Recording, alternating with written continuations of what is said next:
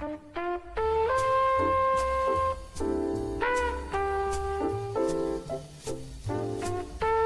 who's doing the intro?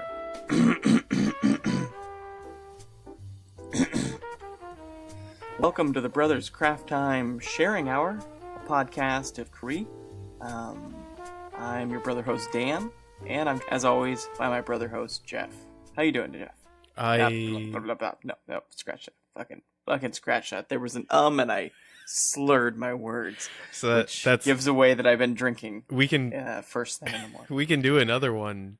You know I'm keeping that one. So God damn it. As soon as I said, I was like, that's not true, and it's embarrassing. He's 100% gonna keep that. All right, you ready to do it? That's what Mom said when it came out. Nice.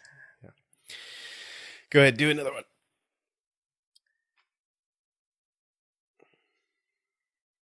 Are you done fighting a duct taped rabbit or whatever that sounds? That's really weird. which I was trying to think of something that would make a rustling sound, but actually that would be really quiet. Like its soft fur would make no sound at all. Yeah, there might be that terrifying fucking scream that rabbits make. Have you ever heard that? Where it's like on a kid's thing, and it's like sounds that animals make. Cows go moo, sheep go ba, and then it gets to a rabbit, and it's like. And rabbits just freak the hell out. It's just this because rabbits only make noise when they're fucking dying. That's the only time they don't. Their whole life is spent quiet. Yeah. They're quiet except for that one. It's been saving it up for that one moment. Oh, so we're not re-recording the intro. I think we're in this. There's we're in to win, baby. There's nothing for it. All things Mom said. We're not going to redo that. No, we're in it now. We're doing it. Yeah, we were going to do 4. Then how about 3? No, I think we're capping it. As soon as she saw my ugly mug, no, done. Done right there. Take backsies. No. Okay. Double stamp, triple stamp, can't erase. All right. Okay, so that's gonna be the tone of this episode. It's been a bit since we've recorded. Mostly your fault. Yeah, I've been slammed with like actual work, like design work. I haven't been painting. Haven't been doing anything for the podcast other than like putting out episodes, man. So I've really been heads down on like design stuff, like dinking around with code and doing layouts and stuff like that, which we don't really talk about design on the show, which no, I mean, is weird. I that guess. Should be up next, right? Like we've teed up to take a little dive into craft. We've had some brief conversations about that. I feel like design needs to be up next on the docket for like a series of things to work in there, because we've talked about this before. Maybe it made in the podcast, I'm not sure, but 3 kind of pillars of creative actions would probably be art, knitting, yeah, craft. I'm not sure where music falls. Is music its own pillar? We should have Hillary do a guest audio appearance for some music commentary. You mean we should have my wife appear on the podcast even though she doesn't have a music degree, but she's just really talented at music? Yeah, it's good enough for me. I mean, I don't do you know anyone with a music degree? I'm good with it. Yeah. I don't know anyone with a music degree. I guess I could go down to the local Starbucks and find 5, but yeah, we're really needling in on like the difference between theory and just raw talent, right? yeah. It's the equivalent. It's equivalent of talking about craft or art, and I'm like, well, just find a guy who can draw. Like that's fine. Right. Music, yeah, I'm exactly. Like, I'll take a venti Pike's roast. Also, would you mind being on our podcast? I notice you have a tattoo of a guitar, ma'am. Would you like to be on our podcast? No? Oh, we were talking about tattoos when I was down there for your daughter's birthday, and we were talking because you've been debating about whether to get a tattoo, your first tattoo, and I know I'm gonna make a mistake. I just how much of a mistake is it going to be? That's yeah. I mean, I think think I told you that I think once as I'm getting closer to 40, I'm like, I probably wouldn't have gotten any of them, any of the tattoos that I have. And because it's such a permanent thing, and then you go through phases in your life, and so on the one hand, most generously, you can look at a tattoo as like, yeah, that's a touchstone for like a time in my life, and I remember who I was at that moment. But worst case, you're just like, oh man, I was a different person. I don't even recognize myself. Like, and now I got to carry this with me like a resume on my arm every time I go to the swimming pool. Like, you mean that flaming martini glass doesn't serve as a real accurate descriptor? Like, there's just so many Chinese characters, and so I think about I saw a guy just the other week. You mentioned like having a guitar or whatever. I saw a guy either at the water park that we were at, just a couple weeks ago, or maybe this was just on my way to work. I saw a guy with a treble clef on his arm or his wrist, like really prominent, and I was like, oh boy, I hope you still play, because you're gonna get asked like, a lot. Yeah. Well, you have maybe you could just you've had an interesting experience with the snake tattoo that you have, where it's kind of culturally like it's a cool tattoo. We both have some feelings about what makes it different than other tattoos you see, but culturally its meaning has kind of shifted. And you could obviously speak to that better than I could, but yeah, that's a funny one, because that meaning has shifted, and I was laughing at this with my wife and kids, because they were talking about that snake tattoo on my arm, which is it's the cut up snake. You see it in a lot of like American revolutionary imagery. I've gotten it with I actually share this tattoo with a few guys that I served in the military with. And you can take the meaning a number of ways. It was originally published during the French Indian War. And you'll know the imagery. It's like a snake that is cut up into, I think, 8 sections, and it's got the initials for the original 13 colonies, with New England as just one piece, which I think is why there's 8 sections. And it was originally published in the French Indian War as a way to rally the American colonists to say, hey, like, we have a vested interest in our own future, and we need to fight against the invasion of the French at the time as British citizens. But then it was republished in the spirit of the Revolutionary War to say, like, no, we are our own people now. And so it's really emblematic of that transition, and then a call to service. So it's an American tattoo that represents a period of violence, but also of citizenship and selfless service, and I just like that there's a lot of mixed meaning in there, and in my mind it's different than just getting the flag tattooed on you or something like that. But that meaning has changed because as I was out of the military and I was walking around, I think Portland or whatever, and some old woman saw the tattoo on my arm as I'm walking with my kids, and she stops me and she's like, oh, hey. And this was around like 2008, 2009. She's like, oh, hey, I love that tattoo. That's Glenn Beck, right? It's like, oh God. Oh, no.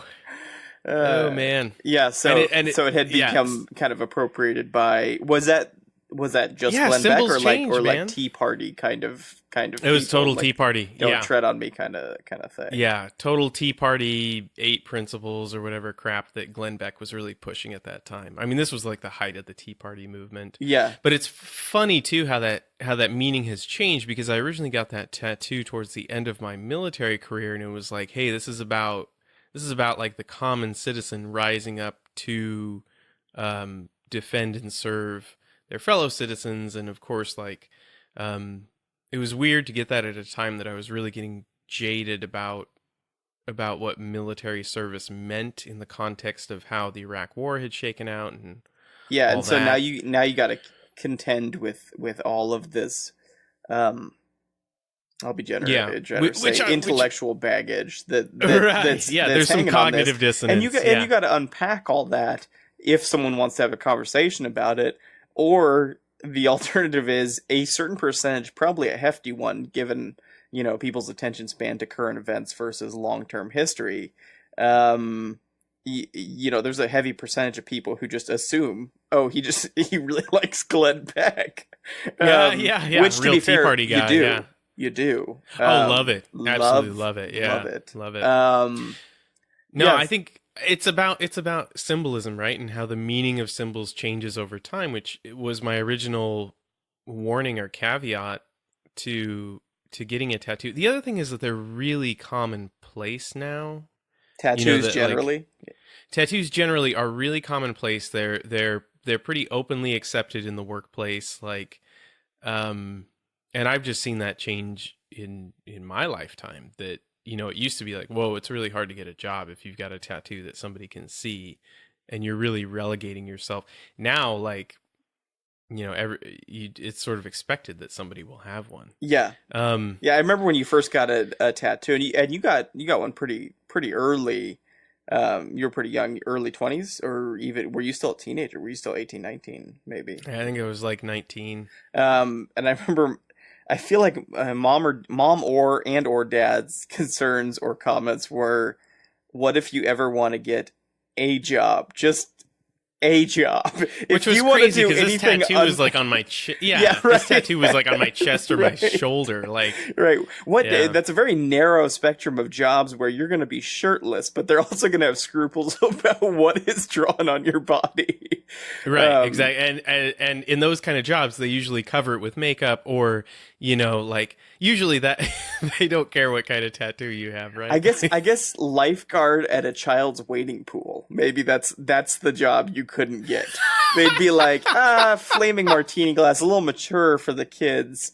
But we're gonna need you to be shirtless. This, that I think that might be the only one. That singular job is just the one like an angry tiger face on your upper shoulder blade. Like, it's a little too intimidating for the children. So really, what mom and dad should have said is, Jeff, you got a tattoo. What if you ever want to be a children's lifeguard? Right. Hey, have you thought about that career path? Have you thought about that? What that's going to do to you? You're relegating yourself to either male stripper. You could still be a female stripper if you want. I mean, you can make that change, but we assumed male stripper would be sort of like your entryway in, totally right? Didn't. That's your gentle ramp in. Or you could move into like the adult industry if you needed to. I mean, these are jobs that openly accept tattoos, but your lifeguarding days are over. They're absolutely over. Not just lifeguarding generally. We're not just talking Baywatch lifeguard. Your children's wading pool lifeguard days. Well, that's where you start out. You get your summer internship at the wading pool and you work your way up. I saw the movie. I got how Zac Efron ended up on the beach. I understand where Dwayne, single quote, The Rock, end single quote, Johnson, got his start on the beach. And it was before he was all pumped up, when he was just Dwayne Johnson. Right. He was watching 5-year-olds like in a wading pool, but then he got to lifting, right? And maybe he got into the roids. Not my words. I've heard, not my words. And then he added the middle name. He took on legally the middle name, single quote, The Rock, end single quote. And now look at him. Yeah. He's patrolling that beach, most popular guy on the beach. And tattoos didn't slow him down. No. But there's also cultural significance to his tattoos. Right. Whereas yours, that one is you're clearly a Tea Party person, and you like martinis. So you're like a certain type of person. It's funny how, just a real classy alt-right kind of guy. I mean, that's the fear, right? Is that your fun to symbolism say words is that never go together, isn't it? Oh, look at the haircut, snappy dresser. All right. It's that is the terrifying thing about putting a permanent symbol on your body, is that you don't really own the symbol.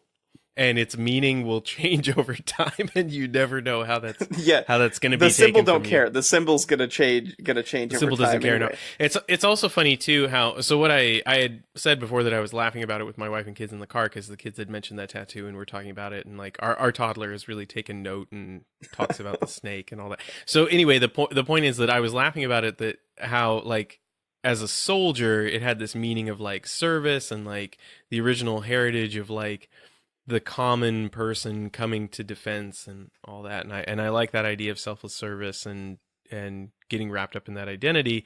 But then after an art school education, I was like, well, actually, this is a woodblock print from 1754. Like, it's really got this art school connotation to it now. Yeah. Well, I think I'm not sure what the smoothest tie-in is, but there is something there about the way that meanings shift over time, and how do we associate with them as individuals. And so I'm gonna need your help tying this together, but I think you know where I'm going. Is every symbol. Yeah, you want me to help shovel some segue bullshit here. I get it. Yeah. Well, you don't get to own those symbols, right? But we were talking about and I'm going to hammer this home until it's funny. Dwayne single quote The Rock and single quote Johnson, how his tattoos are they're Maori or Pacific Islander. They like he is a part of that culture. He gets to pridefully put that out there. One of the greatest crimes you could do potentially is to just take those symbols for yourself out of context, right? Right. But it depends on which culture you take those symbols from. Hashtag Met Gala. Should we do a little compare and contrast, Dan? Yeah, I mean this kind of came up in the last. I don't know. I was just going for a run. Yes, believe it or not, I run for short periods of time, and then very long extended walks. It's only when you're trying to cross the street and a car I'm just saying, like, if you add up all of the busy streets, I ran a mile. I did. Don't take it from me. But it's not out of fear of your own life or like because you're in a hurry. It's only because you're so passive that you hate the thought of inconveniencing. Yeah, motorists. I don't want my existence to inconvenience your travel. Is honestly, that's why I trot across the street. That's why I pick it up across the street. I'm like, oh, I know how that feels. Oh, just like having to wait on a pedestrian. Yeah. I've actually been thinking about that lately. That I don't assert my own existence enough, and I do have that very like I don't want to inconvenience you thing, and I do it under the guise of politeness. But I had someone the other day it was a merger situation, and they did not have the right to go. They cut down a lane all the way down to the end for all those folks who have been waiting there, and they just turned in front of me and just got in, and I impotently was pounding on my horn that doesn't work, so I just was beating silently on the wheel. In my head, my head canon is that you have disconnected your own horn. Because for fear of inconveniencing someone, for fear that the sound of my vehicle, nay, the sound of my existence, might inconvenience someone. Yeah, I'd hate if you knew I was here. And they pulled over, and I had this. It was so weird because I was so angry, but like I accepted their dominance in every way. I was like, no, they did it. Like they just tipped in a little bit the front end, and the second they had their front end tipped in to my lane, it was over. Like, what was I gonna do? Just like scrape along the side of their car? They won. I just stopped, and I was like, I'm so angry, but damn, they know their place. They know their place in this world, and they wanted it. And you were envious, a little bit annoyed, yeah, slightly aroused. I don't know what. I don't. Okay, I won't think about any of that too much. It's fine. It's all fine. Okay. Anyway, and so we were onto the Met Gala. That kind of came up recently. That I was listening to a podcast during my brief jogging sections, and they mentioned the Met Gala that had occurred recently, and the theme, I guess, was Catholic fashion and clothing iconography kind of things. It's super weird. It's real weird. It was weird, but when I kind of read into it, and so I guess the reason why this was newsworthy beyond rich, beautiful people wearing gaudy clothing, which, I mean, that's enough right there. But it was that people were upset about it and said, why isn't this being called cultural appropriation? You know, people commenting things like, my religion is not your Met Gala dress. Also cursing about it in a very Catholic way. My religion is not your fucking Yeah. dress. Yeah. It's a very Catholic way of putting it. Yeah, yeah. As opposed to a Mormon way, which would be like I don't know, like fudging Flipping. dress. My flipping Yeah. flipping dress. Fudging is too strong. Fetching. Flipping dress. Yeah. Ooh, It is. not It drop is. the It's fetch a very. bomb, all It's a right? very fetching dress, but also my religion is not, It's your, not fetching your dress. which is different than the Irish way, which would be fecking dress. Your fecking dress. Hi, ta-tie. Yeah. That's always the joke about the Irish. Is All right, that you the should Irish cut that don't- last, like, whatever that sound was. That yodeling, that Irish yodeling. Well, the Irish are historically the ones. I mean, those are the ones like in your really hackneyed stand-up bits, right? I think George Carlin was probably the first one to do this, where like the Irish don't care, and they're always the ones that just anybody can make fun of and call drunk and whatever else, and that's not considered offensive, right? Yeah, yeah. And so people were upset about it, but it turns out, and so I went home and looked it up, and it turns out that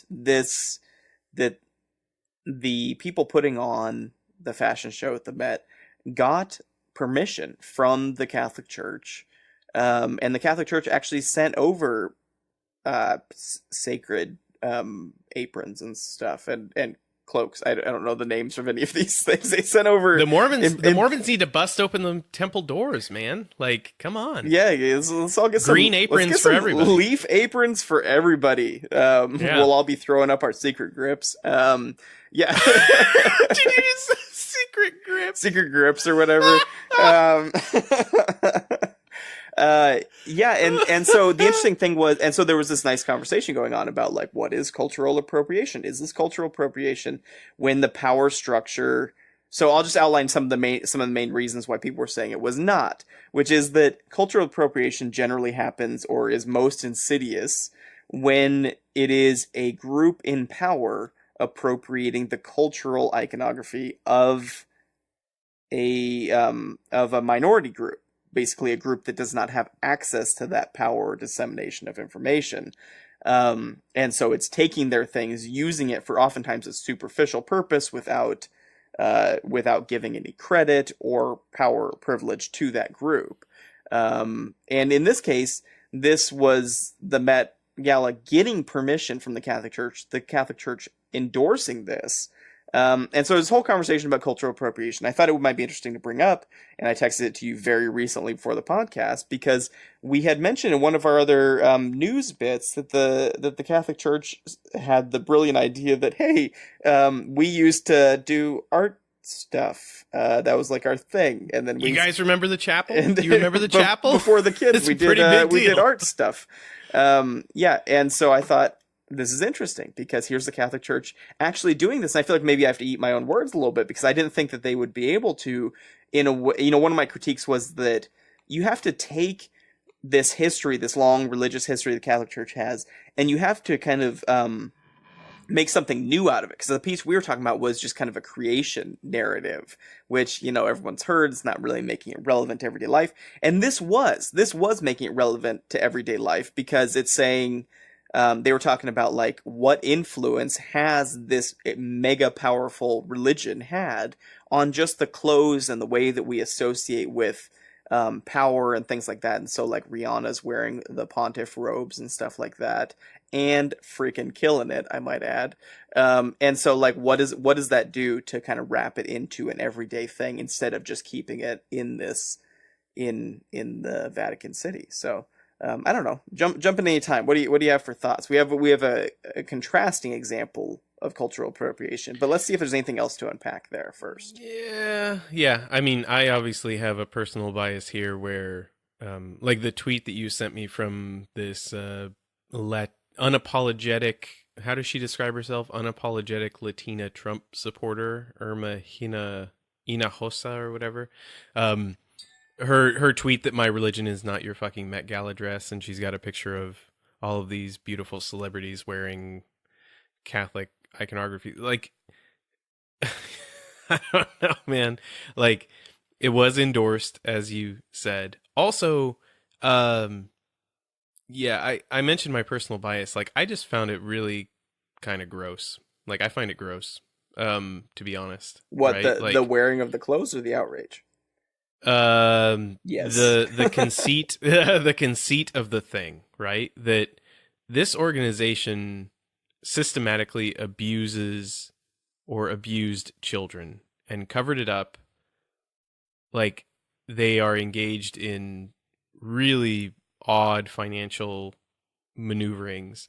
Um, Yeah, a lot of times the child they molestation is have brought a up as like the thing for them, lest anyone think that that is the only thing the Catholic Church has done that is bad. The bad stuff with the right. Catholic Church didn't start with It dioceses didn't start there at all. in No, I'm America in the mentioning like 1950s. yeah, I'm mentioning like the latest atrocity, Right, right. and to Nazi just give gold. them like yeah exactly, quiet denial and acceptance of the Holocaust, like it's They just desperately want to stay relevant in some way. yeah, Even of even course you do it that, doesn't yeah. that belie some of the desperation when you're like, oh yeah, here's our most sacred vestments.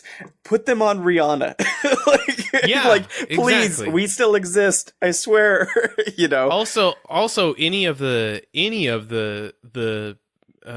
celebrities who attended the Met Gala who are of African descent, right? Or of descent in Latin American countries, like the Catholic Church was the vehicle for colonialization. Like Yeah, the Catholic Church forget openly said cultural in Africa, appropriation. It's yeah, cultural holocaust is what they have right, done exactly, on the continent of Africa. yeah. When they say like AIDS may be a problem, but condoms are worse, Right. this is not a thing to be proud of, right? Right, but Or wasn't the point of at this? least you should caveat it, right? What so whatever internal criticisms of the Catholic Church that you and I probably agree about, wasn't the point like the relevance of this clothing and symbolism in the way that we perceive, and I can't remember if there's exact language to this, but like, you know, opulence and wealth, which isn't a good look for your religion, by the way, when Well, what that it's was the associated interesting, with is opulence yeah, and wealth. that was the interesting hypocrisy in just the viral Twitter feed that you sent me, was that you actually had I mean, they're claiming it, so nominally I can't prove or disprove. You had Catholics on both sides who are saying like this is a religion of like of humility and poverty, and they're doing all these all these sort of pablum sort of, maudlin values, right? Of just like, it's about humility and service and blah blah blah, and this humble Jewish carpenter, and yet you have people on the other side of that equation, other Catholics who are like, this is total cultural appropriation. These are our holy sacred vestments, and they shouldn't be shown on display. And it's like, you can't have those two things together. Like, you can't be a church of humility and poverty and have a gold, like a gold fucking throne that people sit on, you know? Right. I could totally laughable. understand when I read the comments from. I could imagine being your average pew sitting Catholic and being offended. I think that actually totally makes sense, because I think we can't mistake the. This is probably true of most religions, the individual everyday experience and how that relates to a larger organizational structure and what the organization has done, and not associating like, okay, organization has done bad things, that does not mean this person is bad. And I don't think you're saying that. No, and they don't. But They that same average pew going Catholics are not. They don't know. They don't should care. not- They just have should this not thing. be held to account for the organization. But I would say, for the same reason that I am no longer associated with religion, I would just put that to them, that like, can you in good conscience have your name so closely associated? Like, why do you wear your association with such pride? Doesn't that weigh on your conscience at all? Well, there may be something about like the same thing with like some kind of activism thing, like you change it from within. Or so. I'm not making that argument. I'm just saying, like, I can imagine someone thinking that. But so anyway, my point between the individual and the whole. So to kind of bring it round to the aesthetic value of a thing. Yeah, because we're just beating up on the Catholic Church, and really we want to talk about like how does this weigh on cultural appropriation and the symbolism that they're right. I mean, I think using. that's the more interesting thing for me, because I mean, people have strong views about about religion. We have obviously strong views about pick your religion. We probably have some strong views about it, as any thinking critical person should. It doesn't have to be negative, but you should have strong views about things. These are things that have steered the course of human history for good or for bad, and continue to do so in many ways. See increasingly eroded separation of church and state in America. Sure. These are things we should all care about. But in terms of like the aesthetic, artistic, cultural sort of thing, which is what we're coming from here with this podcast has slowly kind of become about, which is the cultural appropriation aspect, between the individual and the larger institution. I can imagine as an everyday Catholic being absolutely livid. Here are these sacred vestments that are being worn and flaunted for purely fashion purposes. Now, I understand the Met Gala. Okay, that's their agenda. Their agenda is this fashion, cultural, art thing. That's fine. I think their anger, the everyday Catholic's anger, who is upset about this, their anger is sorely misplaced at Rihanna or at it should be at the church. They should be undergoing a violent cognitive dissonance in this moment of saying, these are my sacred vestments that mean something to me. Whatever patriarchal system I support, that should be worn by a male who has been appointed to this position at this time. That's what those should mean. And that's because they're some kind of, servant for God, or whatever meaning it has. I don't want to get into that for the person, but they should be mad at the Catholic Church because they're the ones who gave away these things in an attempt, I'm sure, to bring relevance to their religion. So it's these meeting of these two agendas of the Met, for just shorthand, the Met saying, let's break apart the cultural meaning of this thing, using it in new ways. Maybe the people wearing it, who I read, had different agendas that were kind of critique of, women not being able to be in the inherently patriarchal structure of the Catholic Church.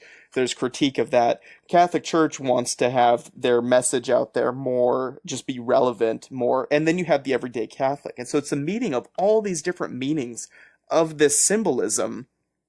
And in that mix are labels of cultural appropriation and misuse, and, as we were just doing against the Catholic Church, and then offense by the individuals. And it's just this whole mixing that I think is really relevant to kind of like that tattoo thing we were talking about, that like meaning shifts and it floats around and it means a different thing to each person.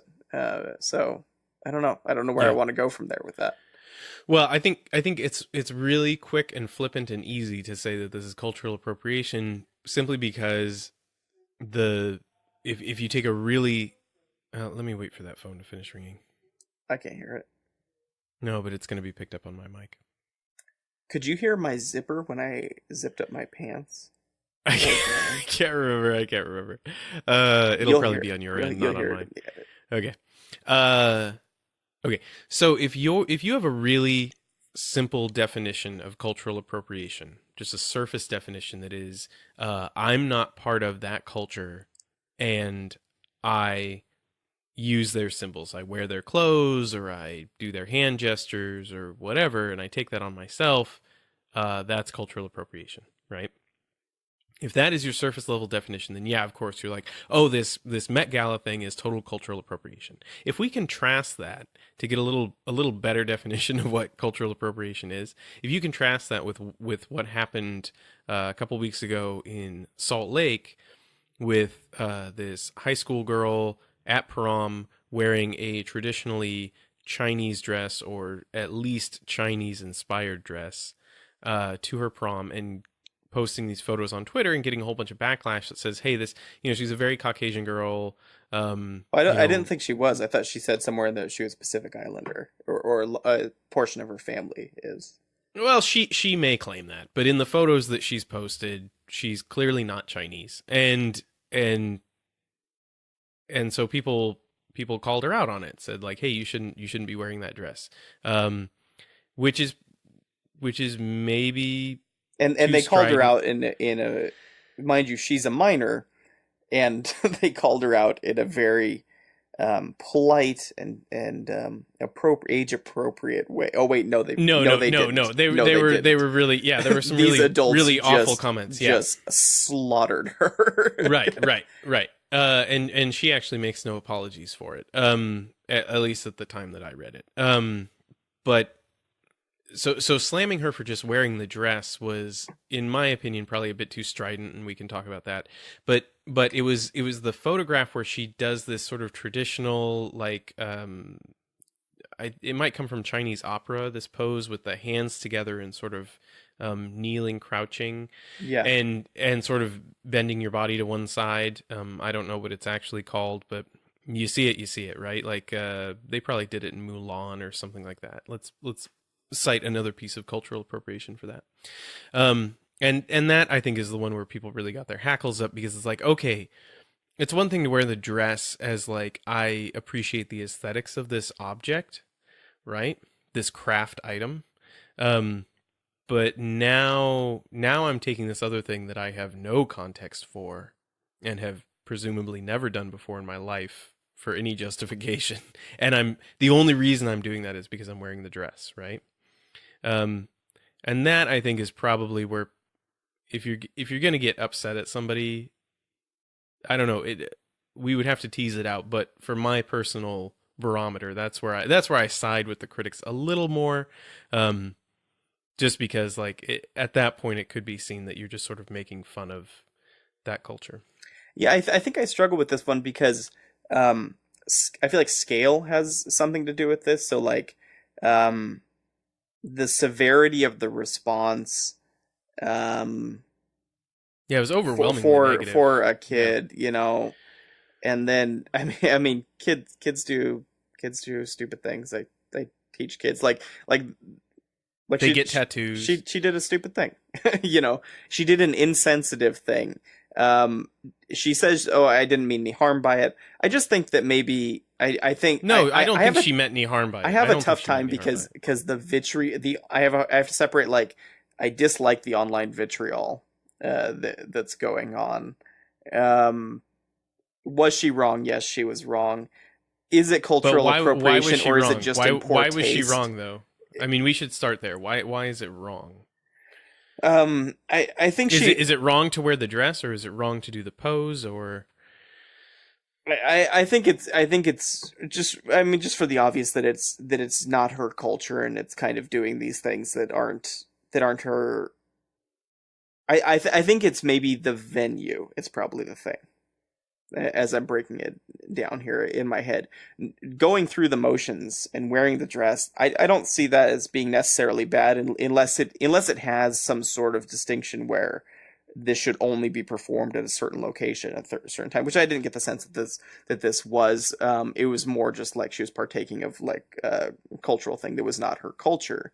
In the appropriate venue, if she's partaking in some sort of theater event or something like that, I don't know. That seems a little different. If there is some sort of support from the culture, whatever it is that she's partaking of, if there is some support or involvement or voice being, because, like, when I was mentioning kind of just a service level treatment of cultural appropriation, it's the use of imagery, culture, whatever the thing is, from a minority group by a group that's in power, while denying them access. And so as long as access is granted, it's part of a theater production that is from a group that uses, you know, a Chinese theater group or something like that, and she's participating in it, and that wouldn't necessarily seem bad. So I don't think it's just the action. I think it's the action, and that she is plucking it out and putting it into a venue that it wouldn't normally be placed. And so I think it's not necessarily the action, it's the moving of it there. And so it's just, a lot of it is kind of nuanced, and that's why I tend to say she's a kid and it's just in poor taste.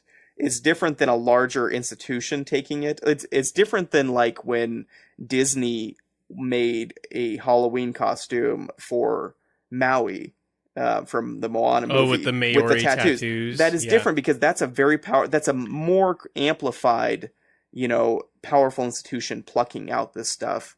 And I think this is more it only became such a big deal because it was blown up on Twitter. Was it bad? Was it wrong? Yes, but I have a hard time calling it overt cultural appropriation as opposed to just kind of a kid being in poor taste. No, there's far worse examples of just like and so straight up that's maybe lifting a and stealing gradation from culture. Yeah, yeah, and it's definitely one of those where you're focusing so much on this being the problem and ignoring like the larger examples or like the worst crimes that may have been committed in this. Yeah, way, instead of launching at her as a Twitter troll, maybe it would be a teaching moment, given that the people complaining were adults and she's a kid.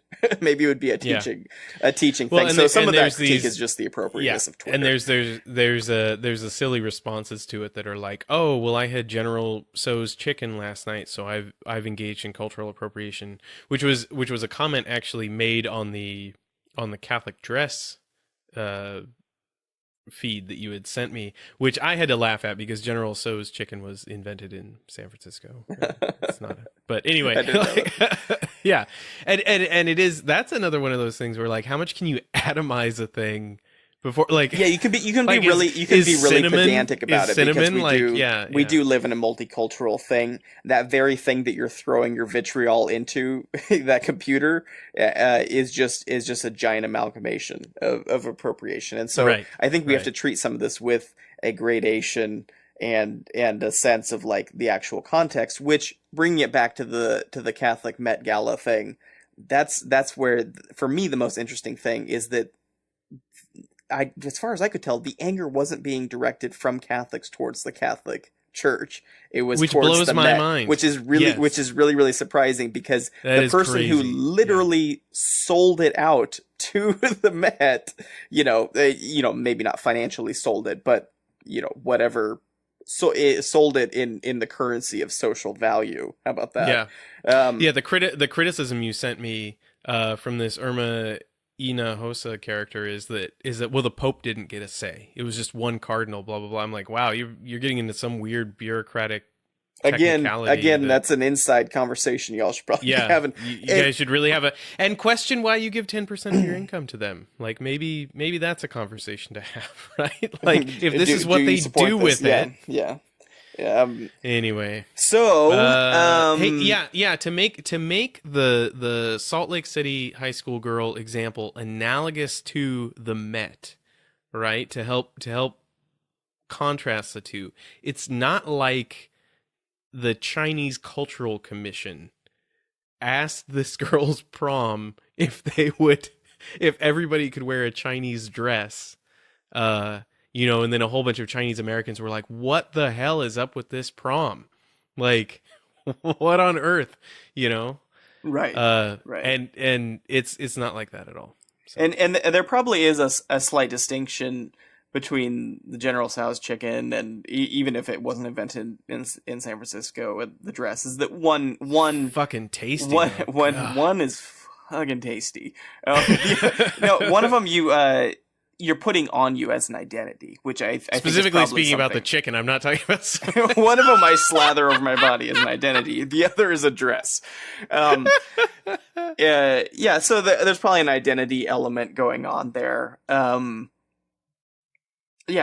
so I guess just to maybe put a bow on it, this podcast has kind of turned into what was the theme of this one? It was about shifting message and meaning and stuff. I don't know. You don't get to own the symbols around you. I think that is like a big one for me, right? Like you may be Christian, you don't own the cross as a symbol. I think that was this goes back to like in the 1990s when Giuliani threw a fit about the image of the Virgin Mary being painted in part with small pieces of elephant dung, or even earlier in the 90s where there was Piss Christ, right, with a crucifix upside down in a jar of urine. Like artists, especially modern artists, have really played on this idea that you don't get to own a symbol, right? Like that is out in the culture. And just ask the inventor of the Pepe the Frog meme, right? That is a very contemporary example of how much you don't own the symbols, even the ones that you create and put out in the world. Well, and I think ownership is the stand-in for you don't get to say what they mean, and in contrast, or perhaps completely congruently, you are entirely accountable to the contextual meaning of the thing. Yes. You know, you can't use the Indian symbol for peace as the swastika, you know, as an example that where the lines go slightly backwards, and say, oh, it's a symbol for peace that I've tattooed on my shoulder, unless you happen to be Indian and it has some sort of, you know, intrinsic meaning for you. For most people in America, that's going to look like a swastika, is what that's going to look like. And so even though it does have this separate meaning, there is cultural relevance that you have to be kind of accountable for. And so I think you're probably right. If we're to put a bow on it, it's that you don't own the meaning. You don't get to say what it means. You can say what it means to you, but you're also accountable for what it means to everyone else to some degree. Yeah. Conversation probably should continue on that. There's no way we can bounce around that. No, in I think minutes. in a tight 46 minutes and we're all done. 52 seconds, we nailed it. Cultural appropriation, cultural identity, mass consumption. We're done. Adorno, eat your heart out. All right, conversation continues. Instagram, our handle is Sharing Hour. We put up artwork, memes, whatever else on there. You can find past episodes on sharinghour.com. If you would like to email us directly, you can do that, sharinghour@gmail.com. You can find us on Twitter. Hit us up there too as well. We'd love to hear from you. Dan, do you have any closing thoughts? We are getting up on time where you got to leave, right? You got to pick up your kid. I am hungry for some General Tso's chicken. That is, I'm going to be honest. General Tso's, that has been killing. They only do the mother hog actually, and they slaughter her right in front of her little piglets. You monster. Dan, have you thought about becoming vegan? I have, and then I can't stop laughing until I eat some meat. Jesus. Too harsh. It just seems hard. It just seems real hard. I have a hard enough time just not becoming diabetic. That's where my bar's at. Could I live with a higher standard of being vegan? Probably not. You're at the middle level of American fitness, which is he's not diabetic. Just managing a nice balance between chewing, swallowing, and breathing. Chewing, swallowing, breathing is where my fitness level is at. High viscosity mayonnaise is the key. Okay, all right, I gotta go.